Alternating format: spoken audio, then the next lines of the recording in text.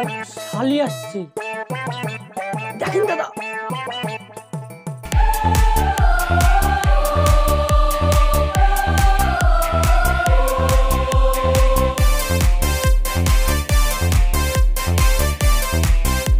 দুলা ভাই,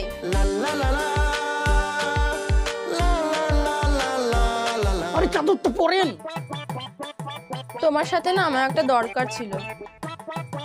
হ্যাঁ বলো। আমার না কিছু টাকার খুব প্রয়োজন। কত টাকা শুনি? বেশি না, ৮০,০০০ মতো। যা রে, ৮০,০০০ টাকা আমি কোথায় পাবো বলো তো?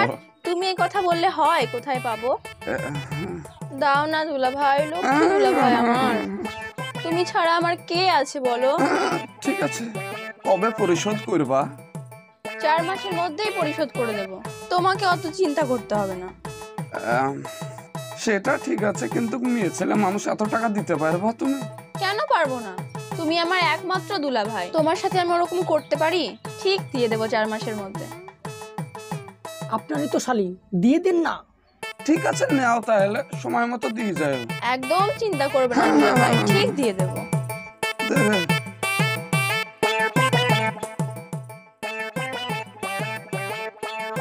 আরে কি গুনছিস, সবটা দিয়ে দে।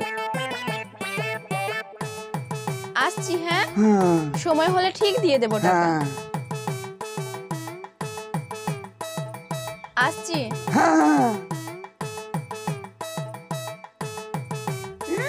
কি করে মালিশ কর।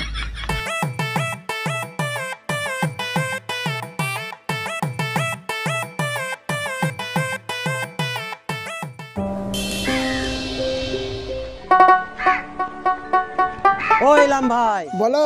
সকাল বেলায় জাড়ে হালতে হালতে কই যাচ্ছ? ওই মাইনুলের বাড়িতে যাব। মাইনুলের বাড়িতে বা কি করতে?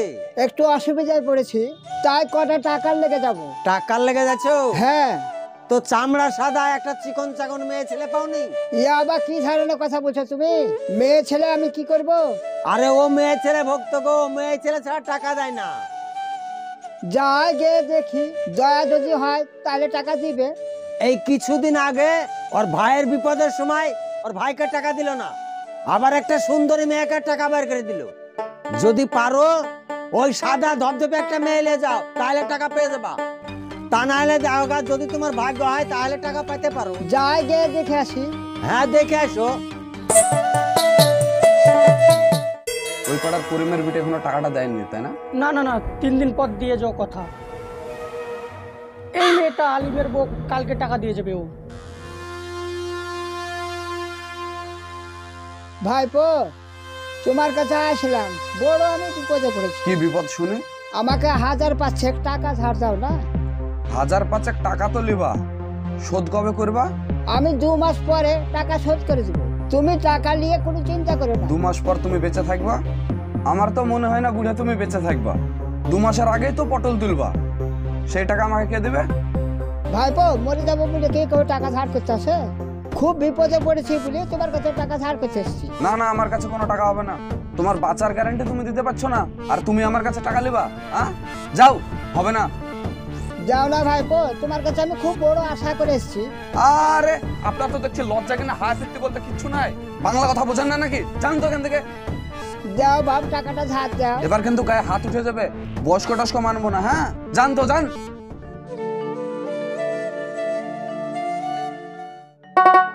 এবছর রায়টা ভালোই হয়েছে। হ্যাঁ, এই ভুইটার ভালোই রায় হয়েছে, আর ওই ভুইটায় কিন্তু সাহায্য দিতে হবে।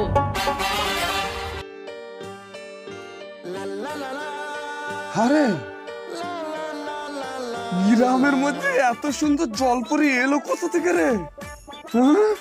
এটা তো কোনোদিন আমি আগে দেখিনি। আরে আপনি দেখবেন কিভাবে? এই জলপরি তো সবসময় জলের ভিতর ঘাপটি মেরে বসে থাকে। ওই যে ইলামবাড়ির বাড়িতে। ইলামবাড়ির বাড়িতে মানে? আরে যে ইলামবাড়িকে আপনি টাকা ধার দিলেন না, সেই ইলামবাড়ির তো মেয়েটা। আরে খাপা, তুমি আমাকে আগে বল যে এটা ইলামবাড়ির মেয়েটা, তাহলে আমি টাকাটা সঙ্গে সঙ্গে দিয়ে দিই। শালা বুড্ঢার মেয়ে তো খুবই সুন্দর দেখতে। এই চল ইলামবাড়িকে টাকাটা দিয়ে আসি। ও, কালকে টাকা ধার চাইতে বলে আপনি দিলেন না, আর আজকে নিয়ে নেবে? আরে পাগলা, টাকা এমনই একটা জিনিস, সুখেও টাকা লাই, দুঃখেও টাকা লাই, বড় লোকেও লাই, গরিবেও লাই। চ। এই বুড়ি, ভালো আছো? কে আপনি? আপনাকে তো চিনতে পারলাম না। হ্যাঁ, আমাকে চিনতে পারবে না, আমি তোমার বাবার বন্ধু। হ্যাঁ কাছো, কোনো অসুবিধা হলে আমাকে বলবা। কাছো, এটাই সেই ইলাম বাড়ির বাড়ি। ডাক। ওই ইলাম বাড়ি চাচা। আরে খোলা আছে, ঢুক।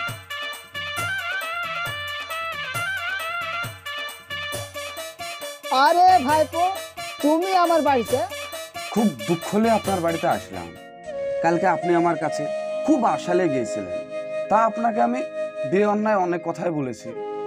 আপনি আমার বাবার বয়সের, তো আপনি কিছু মনে করেন না। হ্যাঁ, আমি রাত্রে জানেন কাল গোটা রাত আমার ঘুম আসে। কালকে সকল সময় আপনার কথাই আমি ভাবছিলাম যে বুড়ে লোকটাকে ওইভাবে আমার অপমান করা ঠিক হয়নি।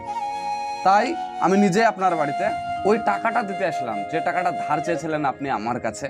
না না ভাইপো, আমার আর টাকা লাগবে না, একটু অসুবিধা ছিল তাই তোমার কাছে টাকা আনতে গেছিলাম।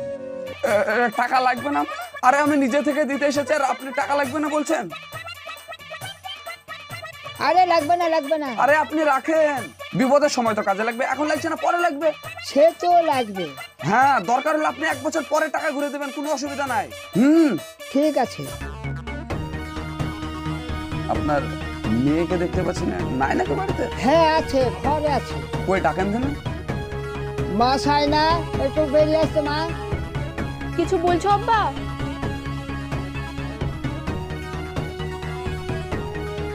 ভালো আছো বুড়ি? হ্যাঁ ভালো আছি। চাচা, তাহলে আমি এখন যাই, আমার বিশাল কাজ। যদি তোমার কোনো সমস্যা হয়, আমার বাড়ির দরজা তোমার লেগে সারা জীবনের লেগে খোলা আছে, যখন তখন চলে যাবা। হ্যাঁ, নিজের ছেলে ভাববা। ঠিক আছে। আচ্ছা তাহলে আসছি। হ্যাঁ আসো। আসছি গো বুড়ি, থাকো। হ্যাঁ যান।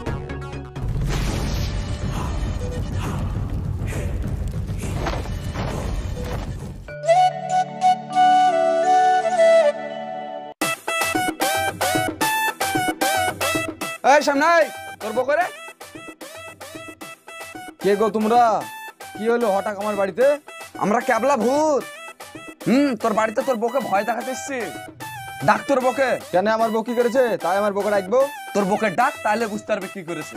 আরে কি করেছে সেটা বলবো তবে তো ডাকবো আমার বউকে। শোন, আজ প্রায় 4 মাস হয়ে গেল তোর বউ আমার কাছ থেকে 80,000 টাকা ধার করেছে, এখনো পর্যন্ত টাকা দেয়নি। কি কথা বলছো তুমি? আমার বউকে আমি শাড়ি কিনে দিতে পারি না, খাওয়াতে পারি না, তাই তোমাদের কাছে টাকা ধার করতে যাবে? আরে তোর বউকে ডাক, তাহলে বুঝতে পারবি তুই। এই তোমাদের কাছে টাকা দিয়েছে বলে আমার বউকে রাখতে হবে? আরে তুই ডাকলে তাহলে তো দেখতে হবে কি হয়েছে না হয়েছে। সেই তো তোর বোকা চলে যাচ্ছিস। কই গো, এদিকে আসো তো। হ্যাঁ যাই। আসো, বাইরে আসো।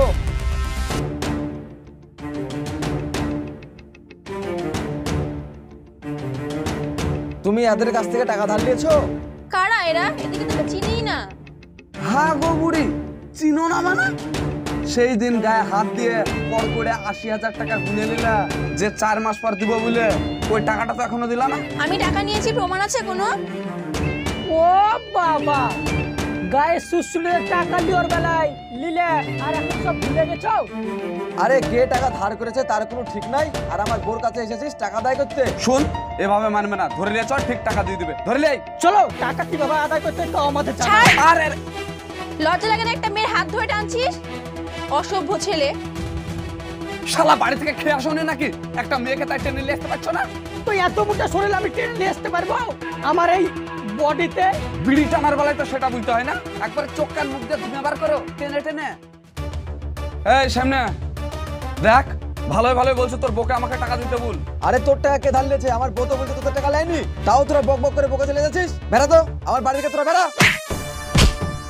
ঠিক আছে, কিভাবে টাকা আদায় করতে হয় সেটা মাইনুলের ভালোই জানা আছে। থাম, আমিও দেখছি তোর কি ব্যবস্থা করা যায়। চ। আসো ঘরে আসো।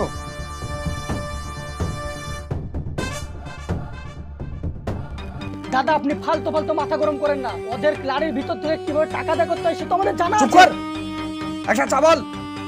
এই চাচা, দাদাকে একটা লিকার চা দাও তো, দাদার মাথা গরম হয়ে গেছে। হ্যাঁ দিচ্ছি। আচ্ছা ভাইপো, তোমার আজ হঠাৎ মাথা গরম হলো কি করে? মাথা কি এমনি গরম হচ্ছে? ওই সামনের বকে আজ প্রায় 4 মাস হলো আমি 80,000 টাকা ধার দিয়েছি। হ্যাঁ হ্যাঁ, আজ টাকা চাইতে গেছে, আমি কে, কবে টাকা দিয়েছো, টাকা দিব না, যা পারবো করে লাগো তাই বলছে।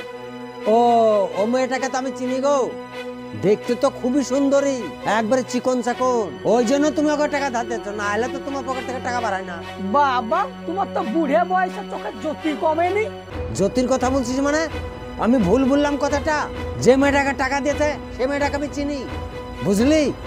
শোনো ভাইপো, তোমাকে আমি বলে রাখলাম, যে মেয়েকে তুমি টাকা ধার দিয়েছো ওই মেয়ের কাছ থেকে তুমি জীবনেও টাকা আদায় করতে পারবে না। আমার নাম আফজাল, আমি বলে রাখলাম।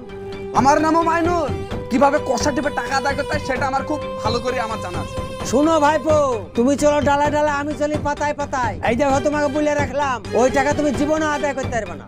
শুনো, ওর লাড়ি থেকে টেনে কিভাবে টাকা আদায় করতে হয় তাও আমাদের জানা আছে, তোমাকে বলে দিলাম। আরে এই লোকটা তো দেখছে খুব বেশি চাটাং চাটাং কথা হয়েছে, ওই মেয়ের পক্ষ থেকে কথাবার্তা বলছে। হ্যাঁ, আর দোকানে আজ থেকে চা খাওয়া বন্ধ, চল তো।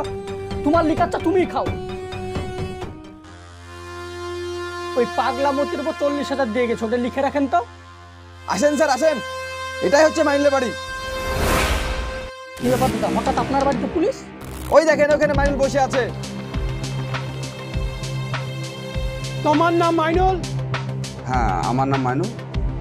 তুমি এই শামীমের বইয়ের ওপর অত্যাচার করেছো?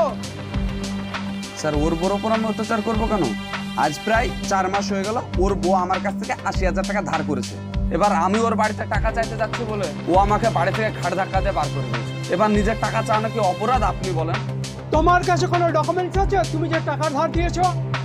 স্যার গ্রামগঞ্জে তো এভাবে হয় না, কেউ আসে দিয়ে দেয়, ওরাও দিয়ে দেয়, এভাবে হয়। ঠিক আছে, আমি না হয় এই ব্যাপারটা বাদই দিলাম, কিন্তু এছাড়াও তো আমার কাছে অনেক অভিযোগ আছে। তুমি নাকি ওর বউয়ের সঙ্গে রেপ করার চেষ্টা করেছো, প্রাইভেট পার্টে হাত দেওয়ার চেষ্টা করেছো, এসবগুলো কি ঠিক হয়েছে? কিরে কি সব কথা বলছে? আমি তোর বউর ওপর কবে অত্যাচার করলাম? স্যারকে কি সব উল্টাপাল্টা কথা বলেছিস রে? কে উল্টে পাল্টা কথা বলছে যেটা সত্যি সেটা তো বলছি আমি। সেদিনকে আমার বাড়ি থেকে আমার বউর সাথে কিরকম ব্যবহার করছিলি তুই? শোনো, তোমার যা বক্তব্য আছে না কোর্টে গিয়ে বলতে, বুঝতে পেরেছো? চলো আমার সঙ্গে। যান স্যার, থানায় লেগে ভালো করে ডান্ডা দেবেন।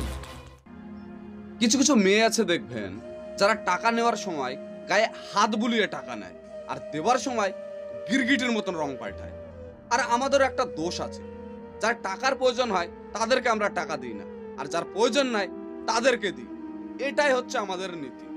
তাই আপনাদের বলছি, ছেলে হোক বা মেয়ে হোক, যাকে টাকা ধার দিবেন ভেবে চিন্তে দিবেন, তা না হলে কোথাকার জল কোথায় এসে পৌঁছাবে বলা খুব মুশকিল।